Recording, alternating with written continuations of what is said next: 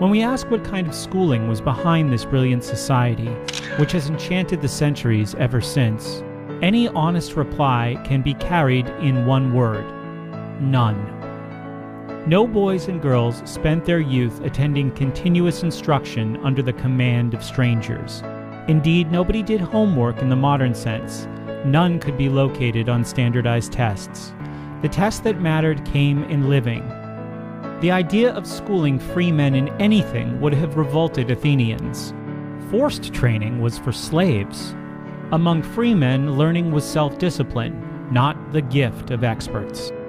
The word school itself means leisure. Leisure in a formal garden to think and reflect. Plato, in the Laws, is the first to refer to school as learned discussion. In Athens, instruction was unorganized even though the city-state was surrounded by enemies and its own society engaged in the difficult social experiment of sustaining a participatory democracy. For its 500-year history from Homer to Aristotle, Athenian civilization was a miracle in a rude world. Teachers flourished there, but none was grounded in fixed buildings with regular curricula under the thumb of an intricately layered bureaucracy. There were no schools in Hellas. For the Greeks, study was its own reward. Sparta, Athens' neighbor, was a horse of a different color. Society in Sparta was organized around the concept of cradle-to-grave formal training. The whole state was a universal schoolhouse. Official prescriptions for the population filled every waking minute, and the family was employed as a convenience for the state.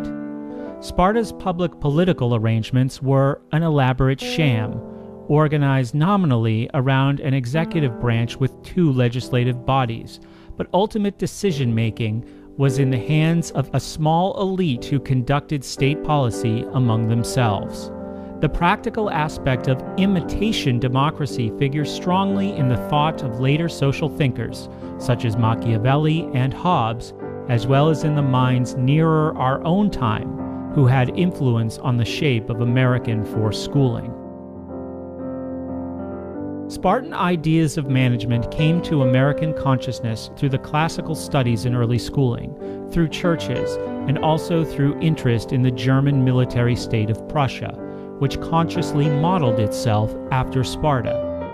As the 19th century entered its final decades, American university training came to follow the Prussian Spartan model.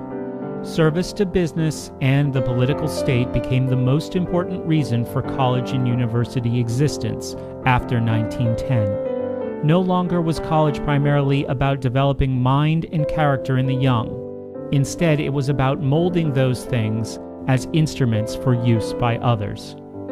When the instructional system of Athens transferred to Imperial Rome, a few schools we would recognize began to appear. The familiar punishment practices of colonial America can be found anticipated vividly in the famous fresco at Herculaneum, showing a Roman schoolboy being held by 2 of his classmates while the master advances, carrying a long whip. Horace immortalizes pedagogue Orbilius for whipping a love of old poets into him. The word pedagogue is Latin for a specialized class of slave, assigned to walk a student to the schoolmaster. Over time, the slave was given additional duties. His role was enlarged to that of a drill master. The master creates instruction. The slave pounds it in. A key to modern schooling is this: free men were never pedagogues, and yet we often refer to the science of modern schooling as pedagogy. The unenlightened parent who innocently brings matters of concern to the pedagogue, whether that poor soul is called the school teacher, principal, or superintendent, is usually the beginning of a game of frustration which will end in no fundamental change. Pedagogy is a social technology for winning attention and cooperation, or obedience, while strings are attached to the mind and placed in the hands of an unseen master. This may be done holistically, with smiles, music, and light-duty simulations of intellection, or it can be done harshly, with rigorous drills and competitive tests. The quality of self-doubt aimed for in either case is similar.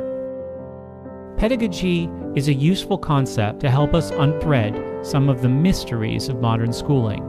That it is increasingly vital to the social order is evinced by the quiet teacher pay revolution that has occurred since the 1960s.